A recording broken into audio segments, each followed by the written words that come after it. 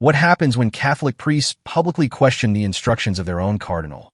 What if they believe those instructions conflict with the Church's universal teaching? And what if they are prepared to take the matter directly to Rome if they do not receive a clear answer? That is exactly what is happening in Germany. A group of 26 Catholic priests from the Archdiocese of Munich and Freising has formally challenged Cardinal Reinhard Marx over the promotion of new national guidelines that allow blessings for couples in what the Church describes as irregular relationships, including same-sex couples. According to a report published by Die Tagespost on July 23rd, the priests sent their letter to Cardinal Marx on May 12th. Their concern is direct. They ask whether they should follow the cardinal's local directives or remain faithful to what they describe as the universal teaching of the Catholic Church on marriage and sexual morality. The priests say that if the cardinal's response does not resolve their concerns, they are ready to seek clarification from the Holy See. One of the central questions in their letter is especially striking.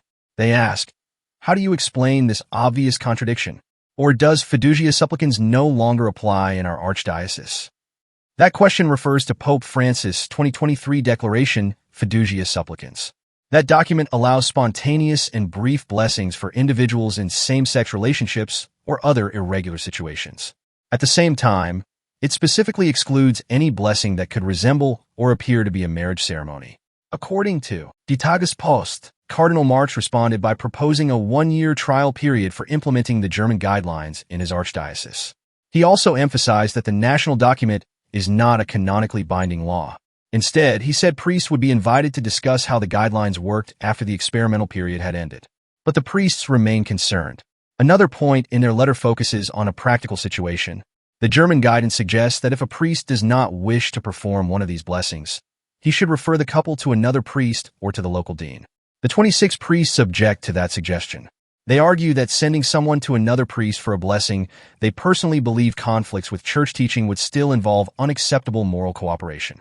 The priests also refer to recent comments made by Pope Leo XIV during an in-flight press conference after his apostolic visit to Africa. According to their interpretation, the Pope indicated that the Holy See does not support formalized blessing ceremonies for same-sex couples or couples in irregular situations beyond what Fiducia Supplicans already permits. During that same conversation, Pope Leo also said that other issues deserve greater attention. He mentioned justice, equality, freedom for men and women, and religious freedom as matters that should take priority over this particular debate. The guidelines at the center of the controversy are titled Segen gibt der Liebe Kraft, or Blessing gives strength to love. They were published in April 2025 by the German Bishops' Conference together with the Central Committee of German Catholics. The document was presented as a response to a recommendation from Germany's Synodal Way, which called for blessing ceremonies to be available throughout the country's parishes. Since then, several German dioceses, including Limburg, Osnabrück, and Aachen, have adopted the guidelines into their official diocesan practice. Other dioceses have taken a different approach. Cologne, Augsburg, Eichstätt, Passau, and Regensburg have declined to implement them.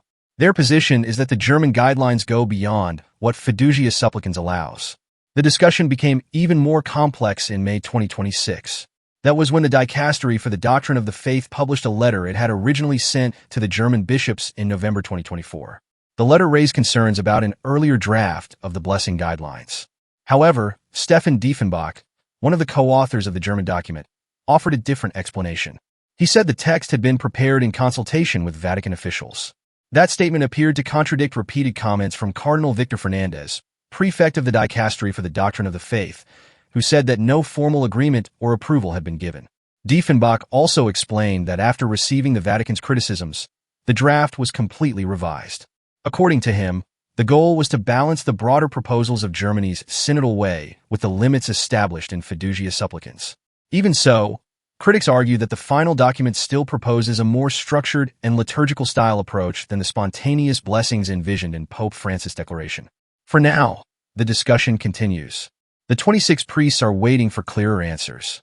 And if those answers do not resolve their concerns, they say the next step could be an appeal to the Holy See.